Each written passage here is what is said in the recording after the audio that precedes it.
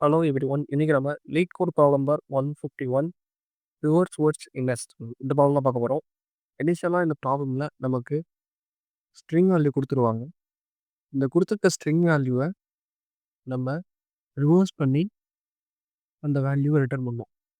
So for example இந்த input ஸ்ட்ரிங்கில் இந்த sky is blue அப்படின்றது ஸ்ட்ரிங் கொடுத்துருக்காங்க. இந்த கொடுத்துருக்க ஸ்ட்ரிங்கை நம்ம அப்படியே ரிவர்ஸாக ப்ளூ இஸ் ஸ்கை இந்த மாதிரி ரிட்டர்ன் பண்ணணும். இதில் மெயினாக அவங்க சொல்லிக்கிறது என்ன அப்படின்னா, இங்கே வந்திருக்க கொடுத்துருக்க ஸ்ட்ரிங் வந்துட்டு மல்டிபிள் ஸ்பேசஸ் வச்சிருக்கும்னு சொல்லியிருக்காங்க. அதாவது இதில் பார்த்தீங்கன்னா ஒவ்வொரு இதுக்குமே இண்டிவிஜுவல் ஈச் ஸ்பேஸ் இல்லாமல் எக்ஸ்ட்ராவான ஸ்பேசஸும் இருக்கும். ஸோ இந்த நெக்ஸ்ட் எக்ஸாம்பிளில் பார்த்தீங்கன்னா தெரியும். இதில் பார்த்தீங்கன்னா ஒரு ஸ்பேஸ் மட்டும் இல்லாமல் மல்டிபிள் ஸ்பேசஸ் இதில் இருக்குது. இப்படி இல்லாமல் நம்ம வந்து சிங்கிள் ஸ்பேஸை வந்து நம்ம ரிட்டர்ன் பண்ணணும். இதுவும் கன்ஸ்ட்ரெயினாக சொல்லியிருக்காங்க. ஸோ இதுக்கு நான் சொல்யூஷன் பார்ப்போம். ஸோ இனிஷியலாக நான் என்ன பண்ணியிருக்கேன் அப்படின்னா, ஒரு இந்த ஸ்ட்ரிங்குக்கான காப்பி எடுத்திருப்பேன்.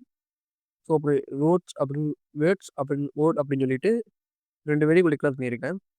அப்புறம் இந்த காப்பி பண்ண ஆப்ஜெக்ட்ல இருந்து ஒவ்வொரு வேர்டாக இந்த வேர்ட்ஸ்குள்ளே வந்து ஆட் பண்ணுறேன். ஆட் பண்ணிவிட்டு ரெஸ்பான்ஸ்ன்னு சொல்லிட்டு ஒரு வேரியபிள் டிக்ளேர் பண்ணியிருக்கேன் ஃபைனலாக ரிட்டர்ன் பண்ணுறதுக்காக. அப்புறம் ஒவ்வொரு இதாக லூப் பண்ணுறேன்.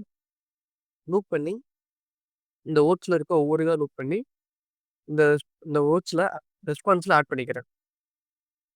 அப்போ 0th இண்டெக்ஸாக இல்லை அப்படின்னா மட்டும் நான் இதில் ஒரு எம்டி ஸ்பேஸை ஆட் பண்ணிக்கிறேன்.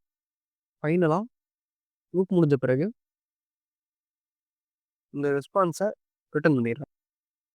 இதுதான் சொல்யூஷன்.